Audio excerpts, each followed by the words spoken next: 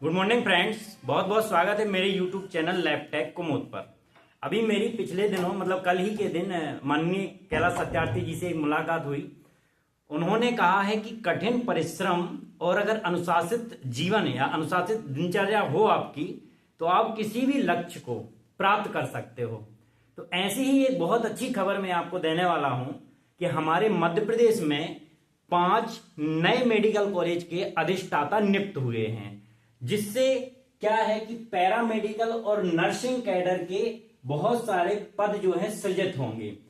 Nursing cadre में आपका जो नर्सिंग ऑफिसर है, एएनएम है, और पैरामेडिकल कैडर्स में आप सब जानते हो lab technician, lab assistant, lab attendant, dresser, ECG technician, radiographer, dialysis technician, various type की जितना भी सारा पैरामेडिकल कोर्सेस होते हैं उनके पद सृजित होंगे।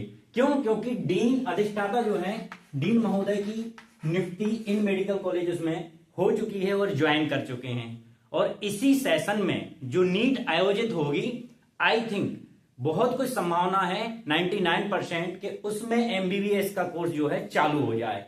अब जब एमबीबीएस का कोर्स चालू होगा तो कम से कम ये मानिए आप कि जो नॉन क्लिनिकल सब्जेक्ट हैं, पैरा क्लिनिकल सब्जेक्ट हैं, जस्ट लाइक जैसे anatomy, physiology, pathology, microbiology, biochemistry, pharmacology, तो इसमें तो टेक्नीशियन की आवश्यकता पड़ेगी, बाकी स्टाफ की आवश्यकता पड़ेगी, लैब असिस्टेंट की आवश्यकता पड़ेगी।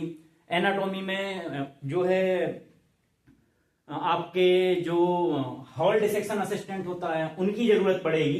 तो कौन कौन से नए मेडिकल कॉलेजेस आए हैं वो मैं आपको बता देता हूं। नंबर 1 सतना, सिंगरौली, सिवनी, श्योपुर, नीमच और मंदसौर। अब जो सतना है वो पहले से चालू हो चुका है और वहां मैं आपको बता देता हूं कि लैब टेक्नीशियन की वहां पे 36 या आई थिंक 32 पोस्ट सैंक्शन है, पर अभी फिल नहीं हुई है वो। तो अब आपको बिल्कुल भी ऐसा नहीं सोचना है कि व्यापम ने जो कैलेंडर नहीं जारी किया है तो हमारा इन जो नए मेडिकल चालू हुए हैं इसमें आपका कुछ नहीं होगा। या तो आप एमपी ऑनलाइन के माध्यम से तैयार रहें, उसमें आपकी तैयारी करते रहें, या फिर व्यापम की भी आप एमपी ईएसवी की भी तैयारी करते रहें। मोस्ट प्रोबेबली जो है 2025 में ये नियुक्तियां आएंगी, इतना मैं आपको बता देता हूं।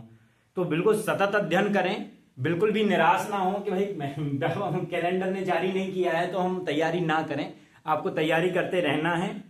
और अगेन जिनकी वेटिंग है, आई थिंक 4 जून के बाद जो है आचार संहिता खत्म हो जाएगी और उसके बाद फिर से जो है प्रोसेस चालू होगी। मेडिकल कॉलेजेस की तो होगी ही होगी। जितने भी वेटिंग वाले बच्चे हैं या जितने लोगों ने ज्वाइन नहीं किया है या जितने लोग अपात्र हुए हैं तो वो तो अपने डॉक्यूमेंट तैयार ही रखें और बिल्कुल निराश ना हो। बावजूद इसके की तैयारी करते रहें थोड़ा थोड़ा। क्यों? क्योंकि अभी नवोदय के लिए भी आप पढ़ रहे हो, डीएसएसबी के लिए भी पढ़ रहे हो, रेलवे के लिए भी, आरआरबी वाले भी एग्जाम आने वाले हैं। सो आप इन सब चीजों के लिए बहुत अच्छी खुशखबरी है। कम से कम ये मान के चल रही है कि इन सारी चीजों में अगर हम लैब टेक्नीशियंस का उदाहरण दें तो लैब टेक्नीशियंस के लिए ही कम से कम इसमें 100 से 150 पद आराम से हैं अगर मैं बोलूं, बल्कि 200 पद भी बोल सकते हैं। हो सकता है फर्स्ट फेज में वो ना भरें। क्यों? क्योंकि फर्स्ट ईयर सेकेंड ईयर में आपका नॉन क्लिनिकल और पैरा क्लिनिकल जो है कोर्सेस होते हैं, जैसे कि पैथोलॉजी हो गया, माइक्रोबायोलॉजी हो गया, फार्माकोलॉजी हो गया, एनाटॉमी हो गया, फिजियोलॉजी हो गया।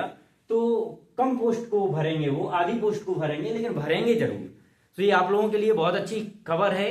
फिर सवाल आपका उठेगा कि सर ये पीपीपी मोड पे है, तो इसका मतलब ये नहीं है कि पीपीपी मोड पे है तो पूरा जो है एम्प्लॉय जो है, कर्मचारी पूरी तरह से आउटसोर्स भरते हैं। नहीं, उन्हें परमानेंट भी चाहिए। एमसीआई के अकॉर्डिंग परमानेंट स्टाफ भी चाहिए। वो भले कम मात्रा में भरेंगे लेकिन भरेंगे जरूर।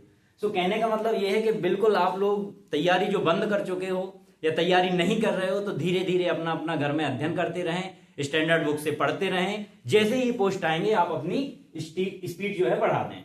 So thank you.